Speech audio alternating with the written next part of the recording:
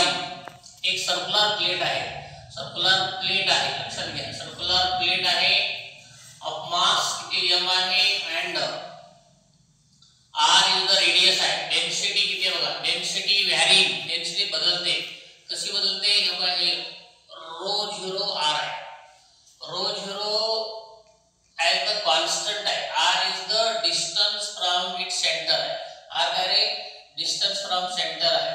The movement of inertia of the circular plate about an axis perpendicular to the plate and passing through its center किती आहे हे भाई एवढा आहे. a equal to किती रे, a m r square आहे.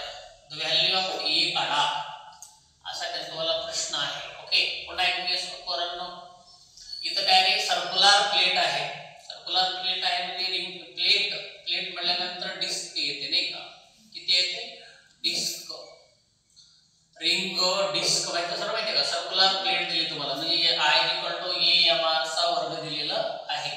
तर पहा त्यांनी दोन्ही पण हिंट दिलेले आहे. मासची किंमत अशी काढा म्हणलेला आहे आणि i ची किंमत अशी काढा म्हणून सांगितलं तुम्हाला. इथं बघा रे, आता मी काय करतोय स्टुडंट्स, पहिले प्रथम मास काढूया. मास इक्वल टू फॉर्म्युला आहे 0 to r ρ0 r 2 pi r आणि हे dr आहे स्टुडंट्स. ओके, इंटिग्रेशन आहे बघा, 0 to r ρ0 r 2 pi r आणि dr हे मासची किंमत आहे बरं, हे फॉर्म्युला आहे मासचा, विशेषतः ह्या प्रॉब्लेम मधला. ओके, मग मला सांगा तुम्ही आता विद्यार्थ्यांनो पहा, इथं काय लिहिलं रे 0 to r आहे, इथं किती रे ρ0 काय झाला रे कॉन्स्टंट झाला, 2 पाय काय झाला रे कॉन्स्टंट झाला आहे की नाही. इथं r आहे, इथं r आहे म्हणजे काय झाला रे r चा वर्ग झाला आणि dr झाला. इंटिग्रेशन काढताना विद्यार्थ्यांनो हे कॉन्स्टंट बाहेर घ्यायचे राहतात. कॉन्स्टंट काय करायचे, ह्या इंटिग्रेशन साइनच्या बाहेर घ्यायचे असतात. ओके, हे 2 पाय काही ρ0 बाहेर घेतला मी, आतमध्ये काय झाला रे 0 to r हे r चा वर्ग dr झाला. ओके, आता इथे किती आहे 2 पाय हे ρ0 झालं आणि इंटिग्रेशनचा फॉर्म्युला आपल्याला असा आहे काय रे, x रेस टू जर n असेल dx असेल विद्यार्थ्यांनो, तर x रेस टू n + 1 करायचं आणि n + 1 घ्यायचं. हे सूत्र आहे कशाचं, इंटिग्रेशनचं. x रेस टू n असेल, इंटिग्रेशन x चा पॉवर n असेल तर तो पॉवर 1 ने वाढतो, n + 1 अपॉन किती होतो, n + 1 होत असतो. असं लक्षात ठेवा आहे की नाही. मग आता मला सांगा, आपल्याकडे r वर्ग आहे म्हणजे काय झाला रे, याचा इंटिग्रेशन काय होईल, r वर्गाचा 1 ने वाढला ना, r चा वर्ग अधिक 1 म्हणजे 3 झालं, हे 3/3 झालं. याला म्हणायचं 0 to r, r च्या वर्गाचा इंटिग्रेशन r³ होतो.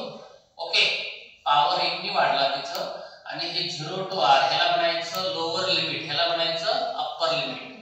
तर आता इथं काय करायचं माहिती आहे का, upper limit minus lower limit असं अप्लाय करण्याची पद्धत आहे.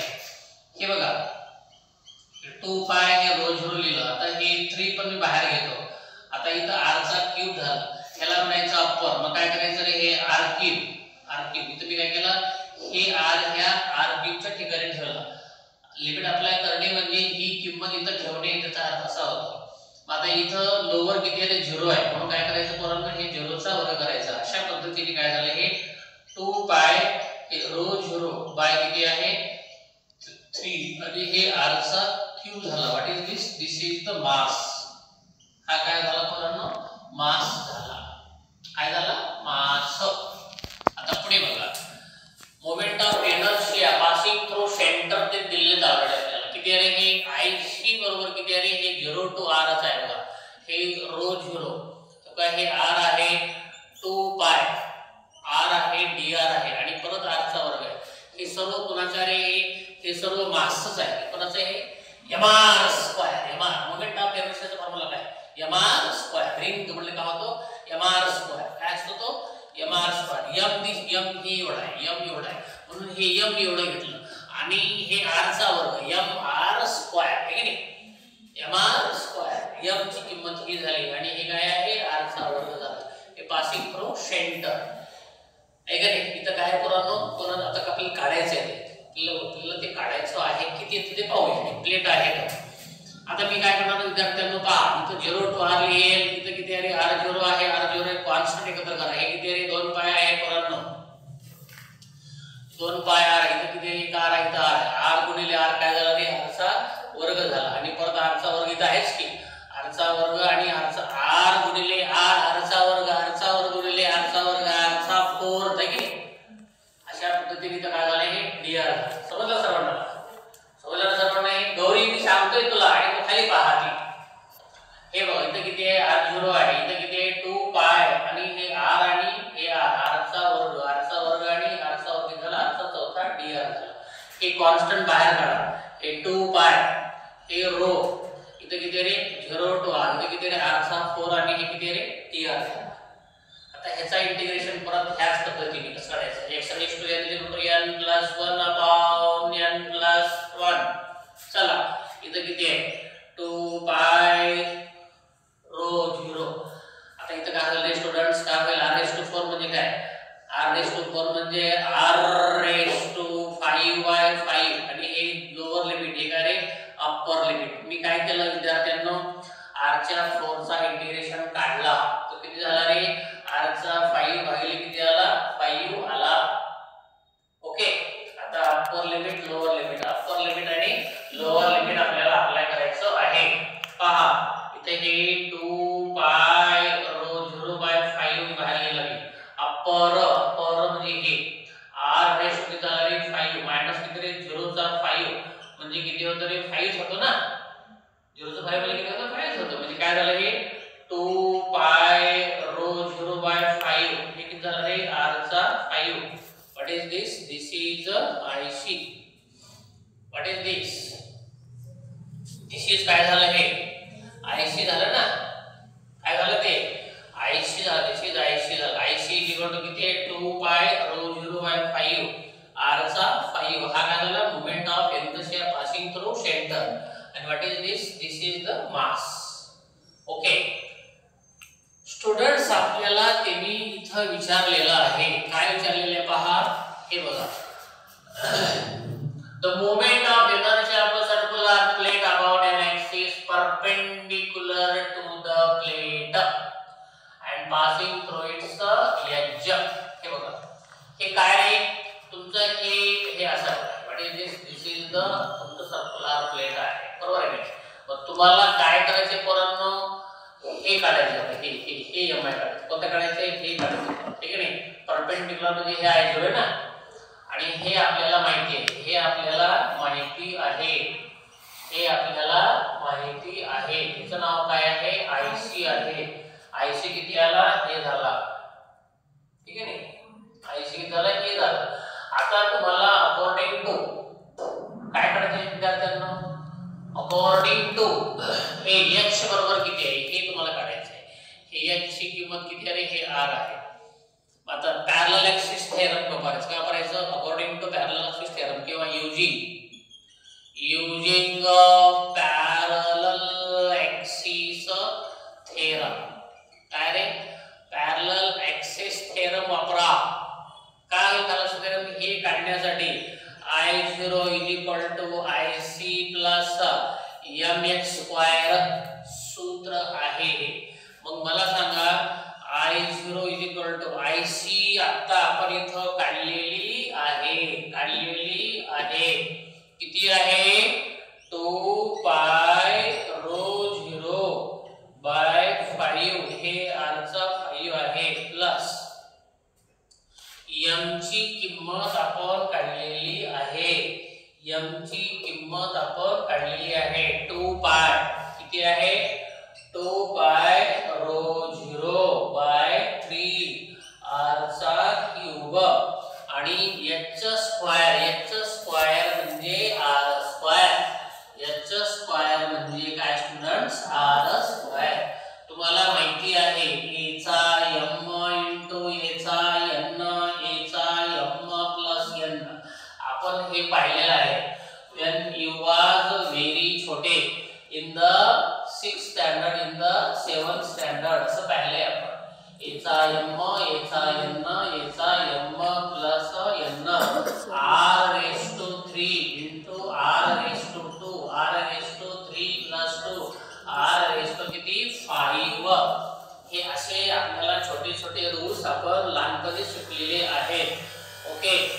आता परत शिकायची काही गरज नाही. विसरला असेल तर मात्र लक्षात ठेवा. पुन्हा एकदा सांगितलं तुम्हाला, आहे की नाही? विसरून जातं ना. पुन्हा इथे किती आहे? हे 2 पाय. 2 पाय हे पाय किती रे? हे 3. r चा वर्ग आणि r चा स्क्वेअर याचा गुणाकार केला. r चा किती आला? 5 आला. आलं लक्षात? कधी लक्षात आलं? साक्षी पाठी ना तू? हो. आता पहा, आपल्याला स्टुडंट्स काय करायचं आहे रे? आपल्याला काय करायचं पहा. आपल्याला काय करायचं पहा. या दोघांच्या मधून काय निघतं रे? 2 पाय. काय निघतं रे बाबांनो? 2 पाय r. हे बाहेर निघतो ना. जो निघतो ते कॉमन काढूया ना. जो निघतो ते कॉमन काढूया, आहे का नाही? आता इथं किती आपल्याकडे? 2 पाय रो r5 कॉमन काढा ना ते लगेच. हे बघा, I0 किती रे? 2 पाय आणि हे r चा 5 मी कॉमन काढलाय, ठीक आहे नाही? 2 पाय रो 0 r चा 5 कॉमन काढला. 2 पाय रो 0 r चा 5 कॉमन काढलाय. काय राहतो आतमध्ये? 1/5 आणि 1/3 राहतो. 1/5 आणि 1/3 राहतो. आता पहा स्टुडंट्स, काय होतं रे? 2 पाय रो 0 r चा 5.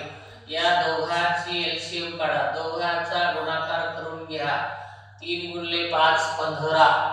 3 1 3 3 5 1 5. 3 into 5 15. 3 1 3 5 1 5.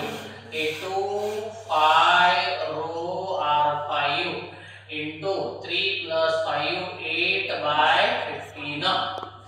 किती आला स्टुडंट्स? 8/15 आला. पण तुला काय अडचण आहे का? इथं पण तुला काही अडचण नाही, बरोबर आहे? मग आता मला एक सांगा, याचं हे जे आहे ना, हे जे आहे ना, हे कशाच्या रूपात लिहा? मास इंटू r चा वर्ग याच्या रूपात लिहा. कशा रूपात लिहा? मोमेंट ऑफ इनर्शियाचा फॉर्म्युला आहे I किती आहे? mr² आहे. मासची किंमत अलग काढून ठेवा, r वर्ग अलग काढून ठेवा. बाकीचं जे राहतो तो a ची किंमत राहते. मासची किंमत किती बघा पोरांनो? किती आहे? 2 पाय रो 0/3 r3. हे मासची किंमत आहे. एवढा भाग बाजूला काढा. मास साठी काय लिहिलं रे?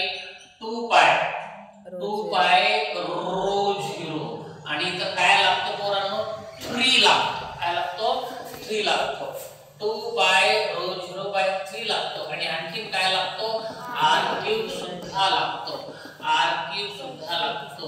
हे झालं कोणाची किंमत पोरांनो? मासची किंमत झाली. मग ह्या r5 मधला इथं r³ आला. इथं किती राहतो रे पोरांनो? r चा वर्ग राहतो. काय राहतो? हे मास आणि हा काय झाला? r चा वर्ग झाला. आता काय उरलं रे पोरांनो? इथं बघा काय होतं. इथं बघा, लक्षात घ्या. आपल्या इथून काय काय काढलं रे? इथं बघा, इथं आता 15 मधून किती आलं? किती आलं? 15 मधून किती आलं? फक्त 3 बाहेर आलं. आतमध्ये काय राहिलं? 3 into 5 ना. किती राहिलं? 3 into 5 म्हणजे 15 होतं. मग हे 3 जर बाहेर आला, इथं काय राहतो रे? 5 राहतो. काय राहतो? 5 into 3 म्हणजे काय झालं? 15 झाला ना. आणि हे काय झालं? 8 झाला. हा काय झाला? 8 झाला. तुला घ्यायचं मुलं मी? हे झाला मास, हे झाला r². ह्याच्या मधला एक 3 काढलेला आहे. इथं 5 राहतो आणि वर 8 राहतो. मग आता याची करा तुलना. कुणाशी करा? याच्याशी करा, आहे का नाही? मग तुम्हाला कुणाची मिळेल? याची किंमत मिळेल. आता पहा, याकडे घेऊन याकडे याला I बरोबर काय झालं रे? I बरोबर mr², असं आहे का नाही? याच्याच तुलना. हे m हा, ठीक आहे? हा m, हा m, हा r², हा r². हा m आणि हा m याची तुलना झाली. हा r² आणि हा कोणाची तुलना झाली. मग आता ये इकडचा ये इकडचा हा, इकडचा ये इकडचा हा, म्हणजे तुमच्या ईची किंमत किती आली स्टुडंट्स? 8/5 आली. हेच तुमचं आन्सर आहे. आणि असं आन्सर कुठे आहे ते पहा. कुठे आहे स्टुडंट्स? हे सी आन्सर आहे. एवढं तुम्ही सोडून आन्सर काढल्यानंतर यू विल गेट फुकटचे 4 मार्क्स. काहीच आन्सर नाही. त्याला माहिती काही नाही. आपण फक्त आपण येत असतो. काही प्रॉब्लेम तुम्हाला? अडचण आहे काही? काहीच प्रॉब्लेम नाही. चला लिहा.